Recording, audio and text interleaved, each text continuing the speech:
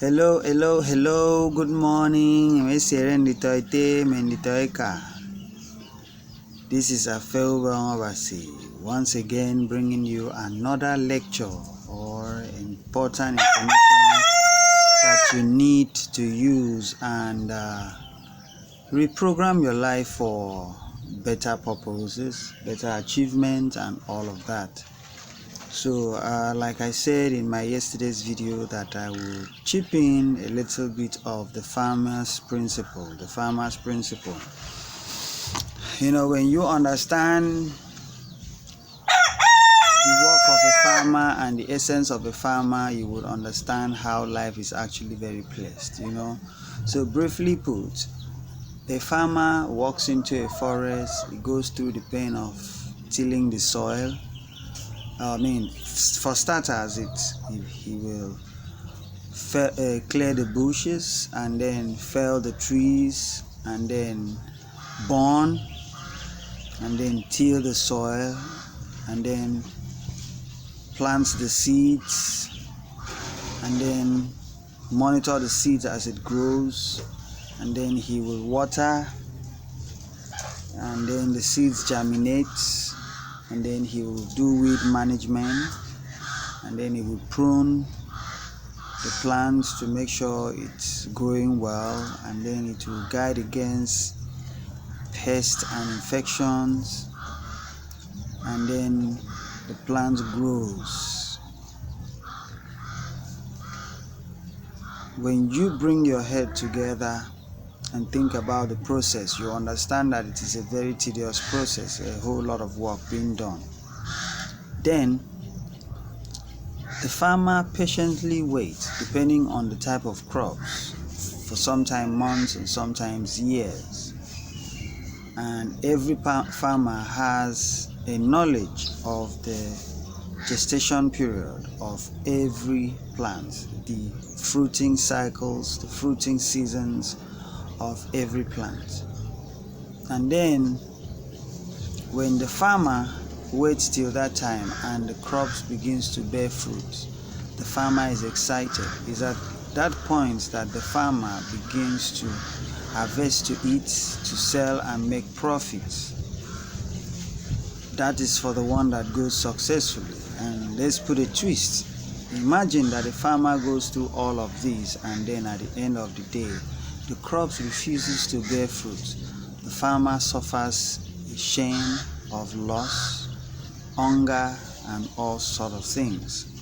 And of course, you and I know that wouldn't be a joyous thing for the farmer. The farmer will be pained.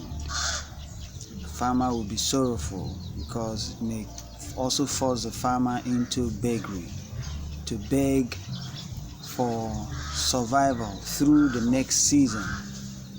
And in most cases, what does the farmer do? The farmer begins to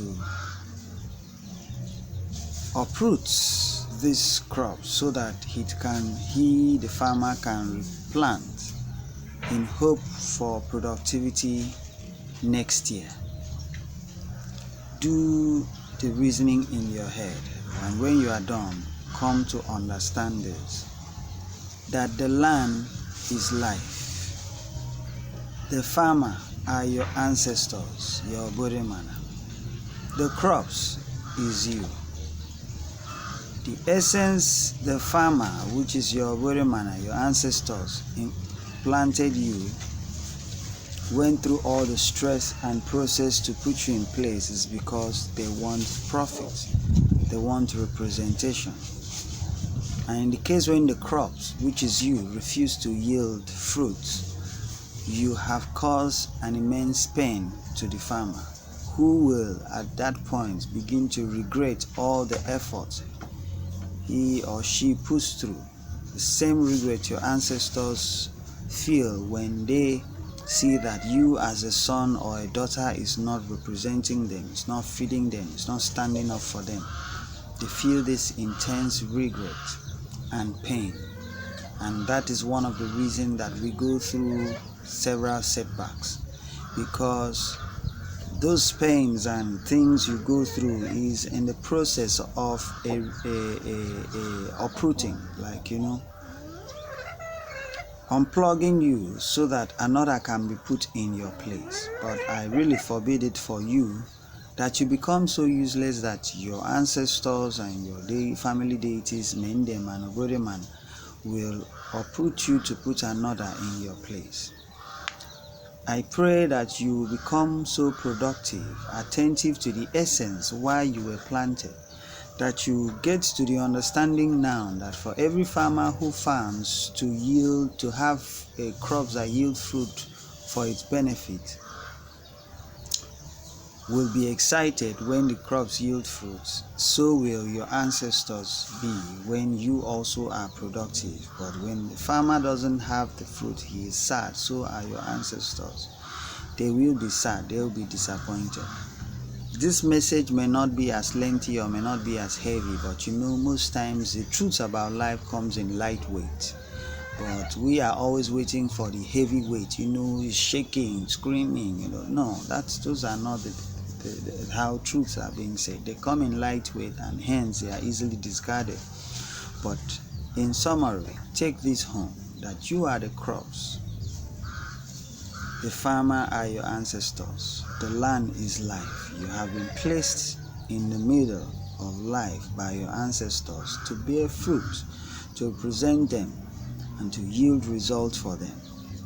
The essence is that they planted you is to have a covering over themselves. But when you have neglected this to be a covering, neglected to be a result, neglected to be a fruit for them to enjoy and benefit, you are the first to bear the consequences because you will be uprooted. So once again, this is Afel Bangabasi. I do hope that you take this message to heart and then you begin to amend your ways. The truths about life cannot be told by outsiders. It can only be told by you. It comes from your inside. You are not in any obligation to any other people in this life, any other foreign gods in this life. You are only in obligation to your ancestors, your family deities, your Goreman.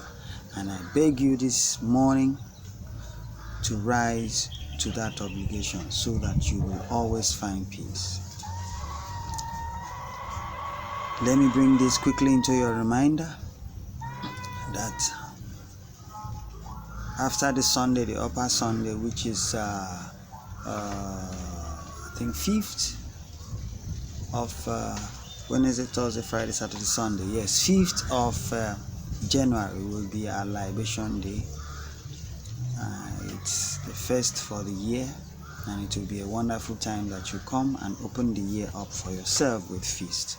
Okay, you'll be getting more updates as that goes. And every Sunday we meet here for lectures, here in Affair for lectures, and intense lectures, mind-blowing lectures, heart-illuminating lectures are always being given here.